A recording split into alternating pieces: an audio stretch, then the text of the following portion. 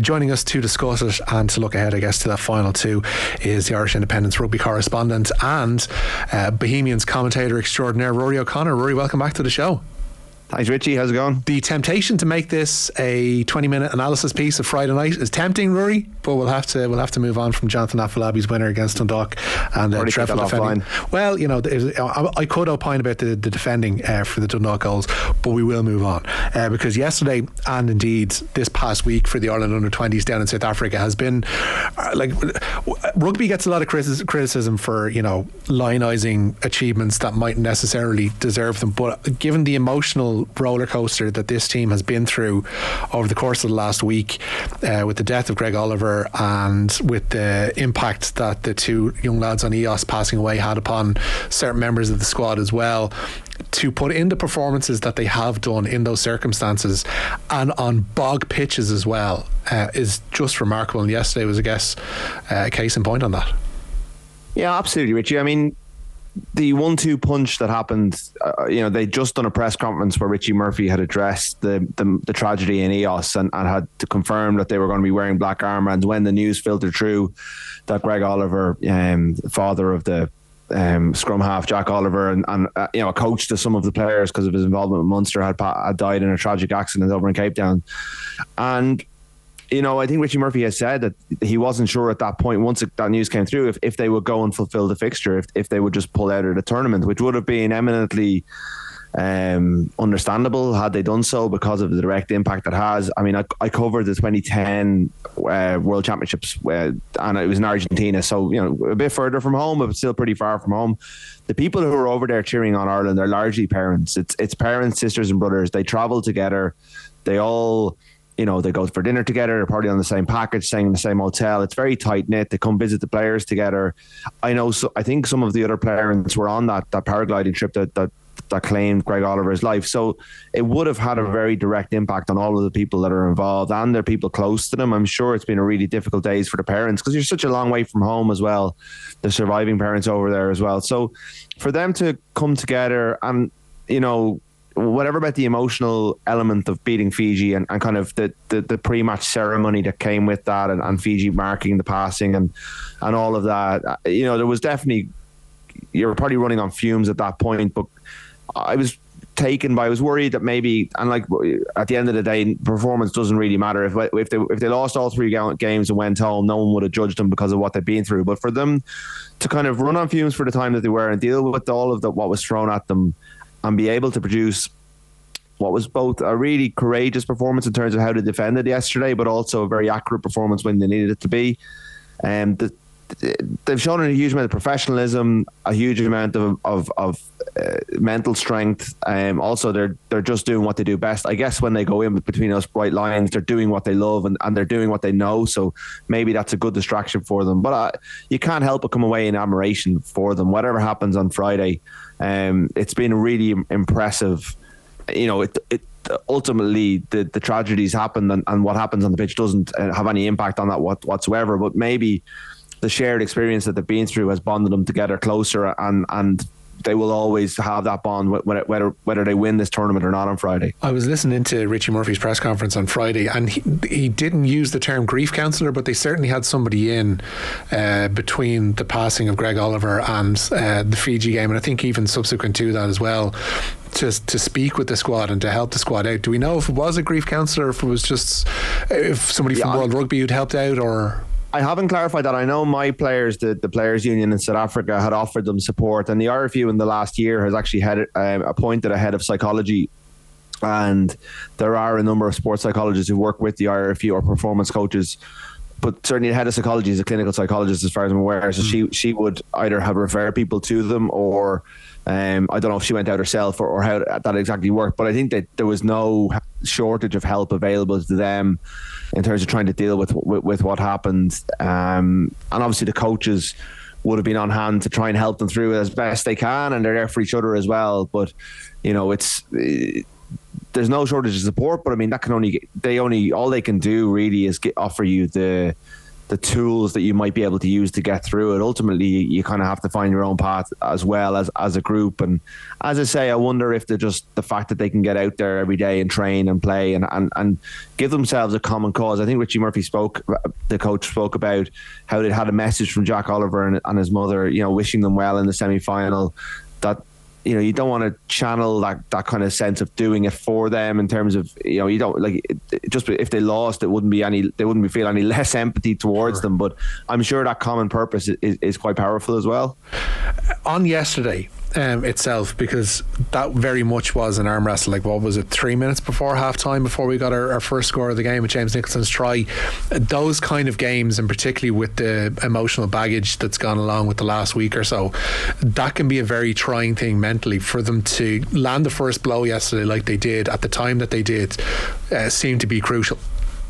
Yeah, no, absolutely. And they weathered an awful lot. They defended really well. Their communication without the ball, their braveness in contact, they are a big team. This is a rare occasion where Ireland is able to send a team over to South Africa for a World Cup and actually be a dominant physical force. They have some, probably, I don't know, I struggle to say once in a generation talent, because every year it seems like Ireland is producing really good rugby players. But in terms of Paddy McCarthy, Gus McCarthy, and the two back rows in particular, Gleeson and Ruan Quinn, they have athletes, O'Tiernigan second row as well. They have athletes who are capable of coping with the biggest and best that other countries are producing. And often in the past, Ireland's young players will take a little bit longer to reach the level of others to catch up, whereas this group seems to be able to do it. And that's a real benefit when you don't have the ball and a South African pack is rolling around the corner at you, where the South African, good South African backs are probing. I don't think it's a brilliant South African team. I think on paper this is a better Ireland team than a South Africa team, even though they're away from home. I do think in keeping with a trend across the senior men's game at the moment, I think the French and Irish teams have been the outstanding teams at this tournament, and also in the Six Nations. Currently at the moment, France and Ireland are leading the way, across the board. So, there wasn't an outstanding New Zealand team or South Africa team in this tournament. Italy and Georgia were really good. England were drew with Ireland and were very good. So they probably knew that if they were able to weather the storm, they had the class and experience, having won their Grand Slam, to engineer the scores that they needed. But when those chances came, having endured everything they had endured over the first half an hour or so, they needed to be accurate. They needed to strike while the iron was hot. And Sam Prendergast, who has had a little bit of a mixed bag in this tournament, but is undoubtedly a class player with huge potential, delivered that moment of calm and precision that they needed. And once they got in front, they did get pegged back, but they struck again with Gleeson showing a different side of what they can do. So it was very complete. They've had to, because the pitches are so bad down in South Africa and the weather's been so bad around the Cape Town area in the last couple of weeks. I mean, when they played in the Six Nations, most of their games were on 4G pitches. So this is a very different challenge that challenges their skill set in a different way. And in each of their games, they found ways to win. And probably most admirably or impressively in that South Africa game yesterday. The pitch thing is something that's fascinating, because the weather can't be helped. That's one thing obviously that we've kind of found, especially today here, I guess. But it seems as if, and this goes back to, you look at the knockout phases of the URC, the pitches have been chewing up really badly in and around the Cape Town area for the past couple of months, and it's something that Irish provinces and now the under-20s have had to deal with. The Fiji game, we know, was moved. They combined both semi-finals yesterday into the Athlone Stadium, and even that was chewing up for the first game. So it's been a really difficult thing to try and manoeuvre for this Irish side and for the tournament as a whole. And it speaks of, I don't want to say disrespect for the under-20 competition, but you would have thought that there would be better tracks for these guys to play on. Yeah, the Cape Town Stadium is probably a separate issue, because it's just a dog of a pitch, and it's being replaced as we speak. I think they've put in a Desi pitch similar to Croke Park this summer, and next season there shouldn't be any issues with that, as long as they don't have any monster truck rallies a couple of weeks out from the final, which is what they did this year. But that pitch has been a problem for a long time. Even during the Lions tour, I remember it being a problem. I think the issue here, I got an email from a reader who lives near Parle, where the first couple of games were, and he said, this is a week before the tournament, he said, it has not stopped raining here since the URC final, and it's not just normal rain. This is heavy. We've never got rain like this. It's been snowing in Johannesburg today, which is just really unusual. Like, we are in this is the climate crisis. It's not the most important impact it's having, but it is having an impact in different ways. I guess this tournament is often in the Northern Hemisphere summer, and what they do, the format they've always done, is they pick 2 or 3 grounds. They play 3 or 4 games on those grounds a day, and it's fine when you're in Italy or you're in England even at this time of year. Whereas if you're in South Africa and you just had terrible conditions, or New Zealand, having 4 games in those conditions is very difficult, and it does challenge the players in a real way. And yeah, you could say it was disrespectful. I guess you want these players to be challenged in different ways. Like, this is a development tournament at the end of the day. Yes, you want to see them express themselves in the best possible way, but they will be playing Heineken Cup games in the next couple of years on dogs of pitches in the south of France. So like, rugby is supposed to be a game for all shapes and sizes, and it does get played in all conditions. So there's you could spin it that way, but yeah, you'd much prefer to see them on a really good hard. If it was played up, I know it's snowing in Joburg today, but if it was played up on the Veld on those kind of really hard tracks, it would just show a different side to all of these teams. But I think this Ireland team would be quite comfortable in those conditions as well. I think they're a team for all seasons. Yeah, one of those players who kind of stood out in terms of being adaptable on any kind of track like that has been Brian Gleeson so far in this tournament. Sam Prendergast will obviously get a lot of headlines given the nature of his position and all that, but Gleeson, for what he's offered on both sides of the ball, has been absolutely phenomenal in this tournament. And you mentioned like Heineken Cup games, like, it won't be long before he's an absolute regular in that back row for Munster. Yeah, I mean, I guess the one note of caution I make is that the last time Ireland reached the World Cup final in 2016, 8 of that team have gone on to become full internationals, and then Terry Kennedy's a 7-star. The one who was actually who won World Player of the Year that year was Max Deegan. And you would have expected Max Deegan to go along with James Ryan, Andrew Porter, Stockdale, Hugo Keenan, Jimmy O'Brien, but actually he's found it really difficult to get into the Leinster team because he's behind Jack Conan, is a couple of years older than him, and Caelan Doris, who's come along a couple of years after him. So the path is never easy for these players. And if you think about Brian Gleeson coming through, well, he has to supplant Gavin Coombs from the Munster number 8 shirt, and that's not going to be no easy feat. And Gavin Coombs is only 23 or 24 and is a real figure there. So Gleeson has to be better than Gavin Coombs to make that mark you're talking about. But everything we see about him, you have to remember that he's a year young for this tournament. He will be an under-20, eligible for the under-20s when they go to the World Cup next year, like a couple of these players. He has huge hurling pedigree. I believe a year ago, there was kind of murmurs within Munster that they weren't sure about the progress he was making, that it wasn't quite clicking for him. And then in the last, 9 months, it's just come together for him. And what I love about watching him is the energy that he brings, the fact that he's able to show his personality through the way that he plays. He never takes a backward step. He seems to be really enjoying himself out there. He's not a robot who's going through a process all the time, even though internally he might be. He is able to kind of play the game on his own terms. And the try he scored that kind of broke the game open yesterday, that looked like a South African player playing against an Ireland under 20 team. It was a role reversal. To see a powerful Irish number 8 barreling young South Africans out of his way was just a paradigm shift for all of us. And it speaks really well to the ability that he has. But I guess what I'm trying to say is that there's no guarantees with any of these players. They look the part. I'm sure many of them will go on and represent their provinces and Ireland, but the route there is difficult, and they need to get past some really good, like the Leinster players coming through have Ireland internationals in pretty much every position ahead of them. So it's a tough station for them all. Yeah, there's heavy traffic pardon me, in a lot of the provinces for sure.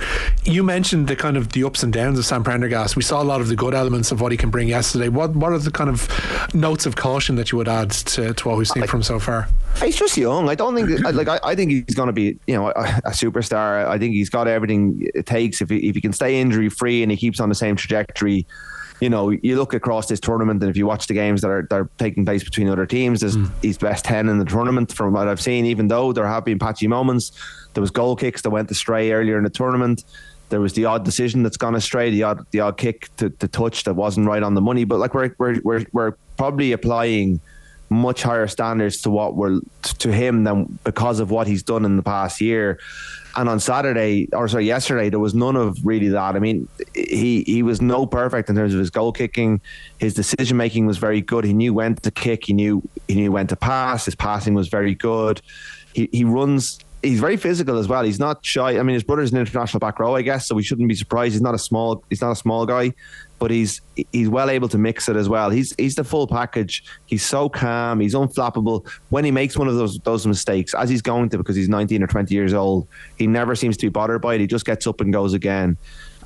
He looks like he has all of the tools to go and do it, and to have him in Ireland's corner going into this game against a high quality French team on Friday is a massive asset, because in a moment he can just flick a switch and the game is wide open again. And it was his kick to beat France in the last couple of minutes back in February during the Six Nations. So they know that he has that clutch stuff in him, and there's a lot of the basics that he's really good at as well. His line kicking has been really good in terms of getting Ireland into the position for mauls, and they scored off the back of a lot of those mauls. Just the little details that come together to make a really high quality out half are all there.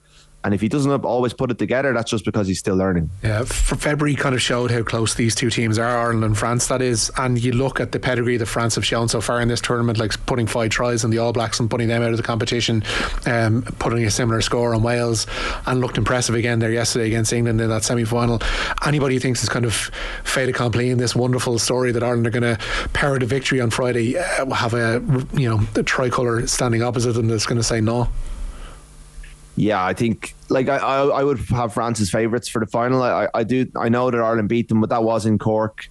It was a very tight game. They had to withstand an awful lot of physical onslaught. I know they did that on yesterday as well, but France looked like a senior international team, or certainly a top 14 team, and Ireland looked like they're the two closest things, I think, to the finished article in this tournament. Ireland are very well drilled. Andy Farrell actually remarked during the Six Nations after an open session that they're carrying out his game plan better than the Ireland senior team were en route to their own Grand Slam. That their accuracy levels are very, very high, and he meant that almost as a dig to his own players, to kind of look what these kids are able to do, and why can't you do that? So they're held in high regard within the Irish system as well. But France, since that game against Ireland in February, they've added a couple of strings to their bow. They've brought through a couple of extra players, including Bosolo Tuilagi, who, you can't mention his name without mentioning his weight, because he's 145 kilos at 18 years old, and he uses it so well. It's not just that he's a physical specimen, he's a phenomenal rugby player. His father Henry played for Perpignan, famously, and was a really top quality player, and he's a cousin of Manu, and he's just got... that family have just produced such an array of high quality players. He is, again, we're talking about Gleeson and Prendergast as being the real deal. Like, he will have a great career if he keeps injury free. He just looks the part, even though he's not the tallest. He's just such a phenomenon. He's so hard to stop, and they'll have to come up with strategies to kind of take him out of the game if they can. Against the Baby Blacks, he was phenomenal. He really dominated the game. Again, not a great New Zealand team this year, not a great South African team. These are the two best teams in the tournament. It's not a fear, because I think this is a development tournament. These players, it's all about getting through, really. But you would love them to have a happy ending at the end of a very sad month. This France team may be a bridge too far, but they have, at the same time, Ireland have already beaten them and have the potential to beat anyone, I think. The schedule is the one thing that jumps out as well, because it's been like 5-day turnarounds, as Richie Murphy pointed out. It's been really, really trying in that respect. I know he was out to rotate his team against Fiji. You don't necessarily have the same bandwidth between the semi-final and final, I guess. Yeah, the timing at the Fiji game was probably pretty good, but I'm sure France had a chance to rotate as well along the way. I haven't looked at them as closely, but they were in a tough pool. There's no easy pools. It's only a 12-team tournament.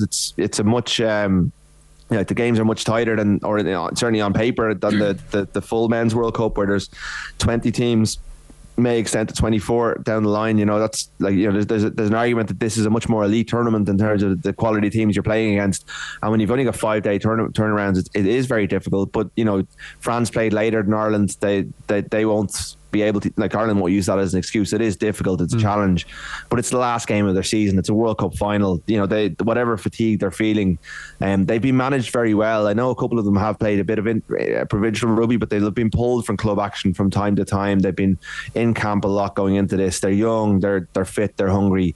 They've got a few bodies back. The guys who were suspended earlier in the tournament, I think, are back available now, so that gives Murphy some options to freshen things up. Very hard to change a team that's just hammered South Africa on home soil in the semi-final. It is a team with depth, though. You look at a player of the calibre of Evan O'Connell, who was obviously relegated to the bench there yesterday. That's the kind of people that we're talking about to have in reserve and be able to bring on for this final, and people coming back in from suspension too. It's a significant cadre of players that are going to be coming back.